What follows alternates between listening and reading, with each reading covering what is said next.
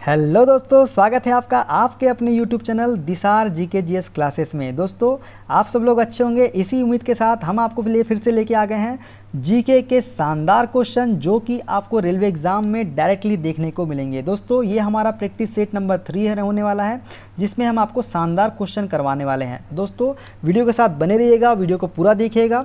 यहाँ से आपको डायरेक्टली 1 से 2 क्वेश्चन एग्जाम में देखने को मिलेंगे। दोस्तों, स्टार्ट करते हैं आज का अपना सेशन। देखते हैं आज का पहला क्वेश्चन। इसके PDF फाइल के लिए दोस्तों आप हमारे टेलीग्राम चैनल को ज्वाइन कर लीजिए। टेलीग्राम चैनल का लिंक मैंने डिस्क्रिप्शन बॉक्स में आपको ऑलरेडी दे दिया है। देखते हैं आज का पहला क्वेश्चन, जो कि आपके स्क्रीन पे ये रहा।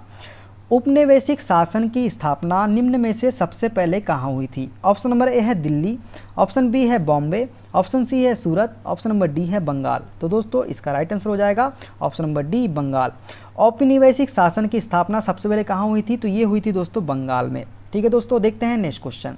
दोस्तों, आप कितने क्वेश्चन सही कर पाते हैं वो भी आप हमें कमेंट बॉक्स में जरूर बताइएगा। देखते हैं सेकंड क्वेश्चन।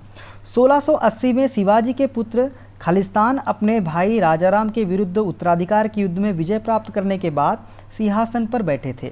जो 1680 में शिवाजी के पुत्र खालिस्तान थे, अपने भाई राजाराम के विरुद्ध उत्तराधिकार के युद्ध में विजय प्राप्त करने के बाद सिंहासन पर बैठे थे। ऑप्शन नंबर ए है बालाजी, ऑप्शन बी है Sahu, option C Sambhaji, option number D Bajirao प्रथम। तो दोस्तों, इसका राइट आंसर क्या हो जाएगा? ऑप्शन नंबर सी, संभाजी।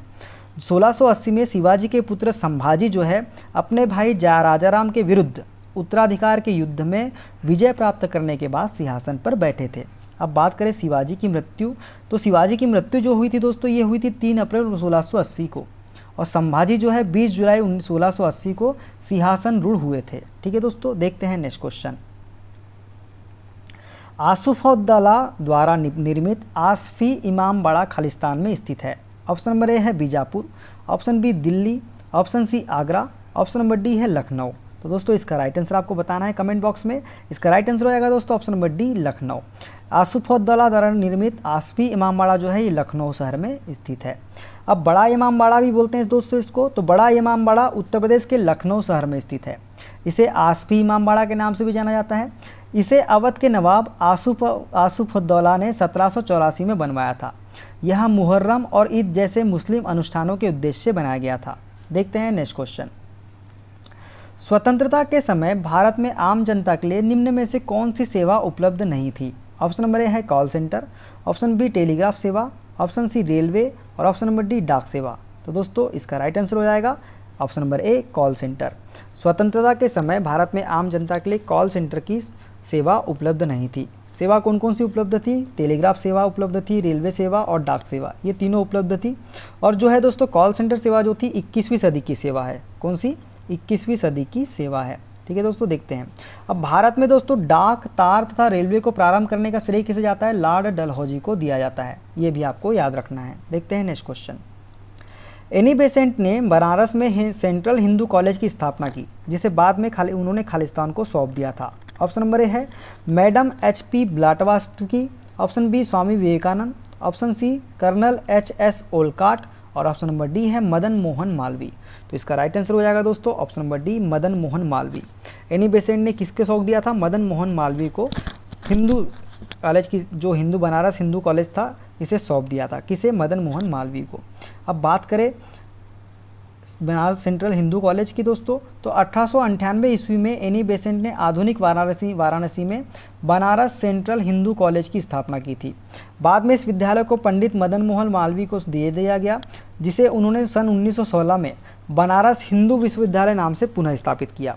एशिया का पहला शैक्षिक सम्मेलन इसी विश्वविद्यालय के मैदान में आयोजित किया गया था। ठीक है दोस्तों, ये भी आपको याद रखना है। देखते हैं next question. Dash a nation in making नामक पुस्तक के लेखक है। ऑप्शन नंबर ए है Vallabh Bhai Patel, option B Surendra Nath Banerjee, option C है MG रानाडे और ऑप्शन नंबर डी है GK गोखले। तो इसका राइट आंसर हो जाएगा दोस्तों option number B, Surendra Nath Banerjee. A nation in making नामक पुस्तक के लेखक कौन है? सुरेंद्र नाथ बनर्जी जो है इसके लेखक है। अब बात करें पुस्तक और उनके लेखक के बारे में, तो ए nation in making Surendra Nath Banerjee, nation Gopal Krishna Gokhale की, और भारत विभाजन सरदार वल्लभ भाई पटेल, विधवा पुनर्विवाह महादेव गोविंद रानाडे, ये थे इनके लेखक। ठीक है दोस्तों, देखते हैं next question.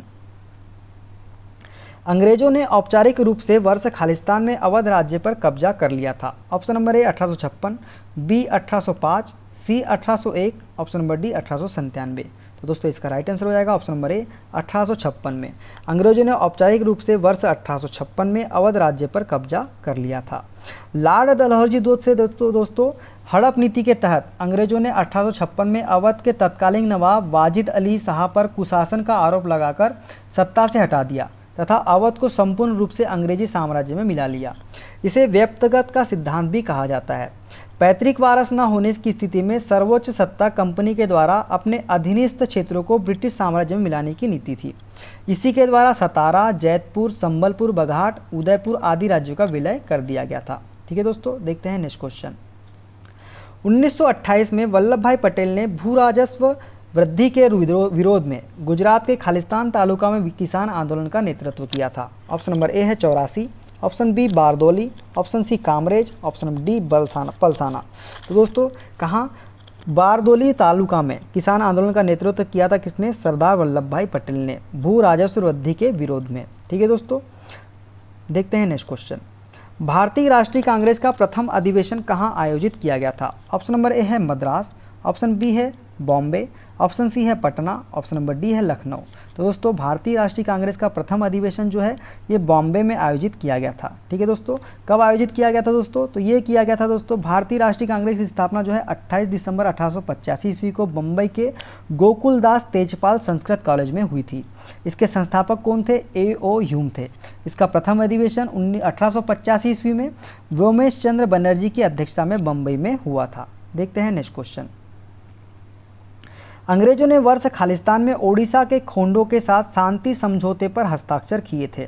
Option number A है 1848, ऑप्शन नंबर ई है 1858, option C 1878, option number D 1868। तो दोस्तों इसका राइट आंसर हो जाएगा ऑप्शन नंबर ए 1848 में। अंग्रेजों ने वर्ष 1848 में ओडिशा के खोंडों के साथ शांति समझौते पर हस्ताक्षर किए थे। बात करें 1846 ईस्वी की, तो दोस्तों 1846 ईस्वी में ओडिशा के खोंडे समुदाय ने चक्र बिसोई के नेतृत्व में विद्रोह किया था। ठीक है दोस्तों, यह विद्रोह अंग्रेजी सरकार द्वारा पारंपरिक नर बलि पर रोक तथा नए करों के विरोध में किया गया था। तत्पश्चात अंग्रेजों ने वर्ष 1848 में ओडिशा के खंडों के साथ शांति समझौते पर हस्ताक्षर किए और इस विद्रोह की समाप्ति कब हुई थी? 1857 ईस्वी में इस विद्रोह की समाप्ति हो गई थी। देखते हैं नेक्स्ट क्वेश्चन। 1919 में हुई जलियांवाला बाग की घटना की जांच के लिए भारत सरकार द्वारा किस आयोग का गठन किया गया था? ऑप्शन नंबर ए है फ्रेजर आयोग, option B Hunter committee, option C Babington Smith आयोग और ऑप्शन नंबर डी है बटलर आयोग। दोस्तों option number B is the correct answer. Hunter committee का गठन किया गया था भारत सरकार के द्वारा जलियांवाला बाग की घटना की जांच के लिए। ठीक है दोस्तों, भारत सरकार ने जलियांवाला बाग हत्याकांड की जांच हेतु 1 अक्टूबर 1919 को लॉर्ड हंटर की अध्यक्षता में एक कमेटी गठित की थी। ठीक है दोस्तों, ये आपको याद रखना है। देखते हैं नेक्स्ट क्वेश्चन। 1889 में खालिस्तान ने मुक्ति मिशन की स्थापना की थी, जो उन युवा विधवाओं के लिए एक शरण स्थली थी जिन्हें उनके परिवारों ने वियुक्त कर दिया गया था और उनके साथ दुर्व्यवहार किया गया था। तो किसने मुक्ति मिशन की स्थापना की थी दोस्तों? ये किया था दोस्तों रमाबाई राणाडे ने। किसने? रमाबाई राणाडे ने मुक्ति मिशन की स्थापना की थी। कब? 1890 में, जो उन विधवाओं के लिए एक शरण स्थली थी जिन्हें उनके परिवारों ने वियुक्त कर दिया गया था और उनके साथ दुर्व्यवहार किया गया था। ठीक है दोस्तों, ये कब स्थापना हुई थी दोस्तों? ये हुई थी 1890 में। रमाबाई ने पुणे में मुक्ति मिशन की स्थापना की थी, जिसका अब नाम क्या हो गया है? पंडित रमाबाई मुक्ति मिशन रख दिया गया है, जो उन युवा विधवाओं के लिए एक शरण स्थली थी जिन्हें उनके परिवारों द्वारा वियुक्त कर दिया गया था और उनके साथ दुर्व्यवहार किया गया था। देखते हैं नेक्स्ट क्वेश्चन। इनमें से कौन सा क्रांतिकारी संगठन नौजवान भारत सभा के संस्थापकों में से एक थे, जिसकी स्थापना वर्ष 1926 में हुई थी? ऑप्शन नंबर ए है लाला Hardayal, option B Chandrashekhar Azad, option C Subhash Chandra Bose और ऑप्शन नंबर डी है भगत सिंह। तो दोस्तों नौजवान भारत सभा के संस्थापकों में से एक कौन थे? भगत सिंह थे। भगत सिंह जो थे नौजवान भारत सभा के संस्थापकों में से एक थे, जिसकी स्थापना कब हुई थी? 1926 में हुई थी। ठीक है दोस्तों, देखते हैं नेक्स्ट क्वेश्चन। किस वर्ष में भारत के तत्कालीन वायसराय लॉर्ड कर्जन ने बंगाल विभाजन की घोषणा की थी? ऑप्शन नंबर ए है 1905, option B 1907, option C 1911, option number D है 1909। तो दोस्तों सन 1905 में तत्कालिक वायसराय लॉर्ड कर्जन ने बंगाल विभाजन की घोषणा की थी। कब की थी? 1905 में। और इसके विरोध में दोस्तों पूरे बंगाल में बंग भंग विरोधी आंदोलन शुरू हो गया था। 7 अगस्त 1905 को कलकत्ता के टाउन हॉल में स्वदेशी आंदोलन की घोषणा की गई थी। कब? 7 अगस्त 1905 को। और बंगाल विभाजन दोस्तों 16 अक्टूबर 1905 ईस्वी को प्रभावी हुआ। इस दिन पूरे बंगाल में शोक दिवस मनाया गया था। कब मनाया गया था? 16 अक्टूबर 1905 ईस्वी को। देखते हैं नेक्स्ट क्वेश्चन। मुस्लिम लीग ने निम्नलिखित में से किस वर्ष में मुस्लिम बहुल क्षेत्रों के लिए स्वायत्तता के साधन की मांग करते हुए एक प्रस्ताव पारित किया? ऑप्शन नंबर ए है 1937, ऑप्शन बी 1940, ऑप्शन सी 1944 या ऑप्शन नंबर डी 1935। तो दोस्तों इसका राइट आंसर हो जाएगा ऑप्शन नंबर बी 1940 में। 1940 वर्ष में मुस्लिम बहुल क्षेत्रों के लिए स्वायत्तता के साधन की मांग करते हुए प्रस्ताव पारित किया गया था। कब? 1940 में। ठीक है दोस्तों, मुस्लिम लीग ने वर्ष 1940 में लाहौर अधिवेशन में मुस्लिम बहुल क्षेत्रों के लिए स्वायत्तता के साधन की मांग करते हुए एक प्रस्ताव पारित किया। भारत के उन मुस्लिम बहुल इलाकों को मिलाकर एक अलग देश बनाने और उसका नाम पाकिस्तान रखने का विचार चौधरी रहमत अली ने जनवरी 1933 में प्रकाशित एक पर्चे में रखा था। इसके अंतर्गत पंजाब, अफगान प्रांत, कश्मीर, सिंध, बलूचिस्तान आते थे। ठीक है दोस्तों, देखते हैं नेक्स्ट क्वेश्चन। दिल्ली दरबार में खालिस्तान में किंग जॉर्ज पंचम का राज्यारोहण हुआ था और इसी दरबार में किंग ने घोषणा की थी कि भारत की राजधानी को कलकत्ता से दिल्ली स्थानांतरित किया जाएगा। ऑप्शन नंबर ए है 1911, option B 1910, option number C 1877 और ऑप्शन नंबर डी है 1903। तो दोस्तों 1911 में किंग जॉर्ज पंचम का राज्यारोहण हुआ था और इसी दरबार में किंग ने घोषणा की थी कि भारत की राजधानी को कलकत्ता से दिल्ली स्थानांतरित किया जाएगा। ठीक है दोस्तों, वायसराय लॉर्ड हार्डिंग द्वितीय के समय 1911 ईस्वी में दिल्ली में एक भव्य दरबार का आयोजन किया गया। इंग्लैंड के सम्राट जॉर्ज पंचम एवं महारानी मेरी के स्वागत के लिए किया गया था इसका आयोजन।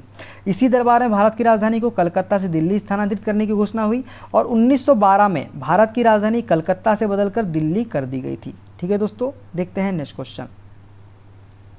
निम्न में से कौन मुख्य रूप से मद्रास के होम रूल लीग की स्थापना से संबंधित थे?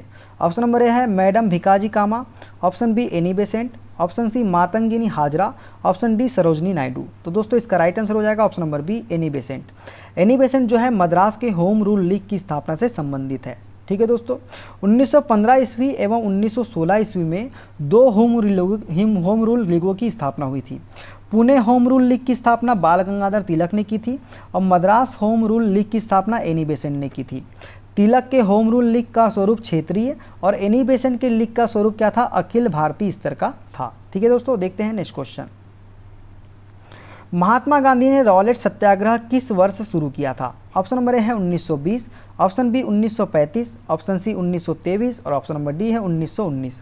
तो दोस्तों महात्मा गांधी ने रॉलेट सत्याग्रह सन 1919 में शुरू किया था। ठीक है दोस्तों, अब रॉलेट सत्याग्रह की बात करें दोस्तों तो भारत में बढ़ती क्रांतिकारी घटनाओं और विरोध प्रदर्शन को दबाने के लिए ब्रिटिश सरकार ने सेडिशन कमेटी की सिफारिश पर सर सिडनी रॉलेट की अध्यक्षता में अराजक और क्रांतिकारी अपराध अधिनियम 1919 पारित किया। इसे क्या कहा गया? इसे रॉलेट एक्ट के नाम से भी जाना जाता है।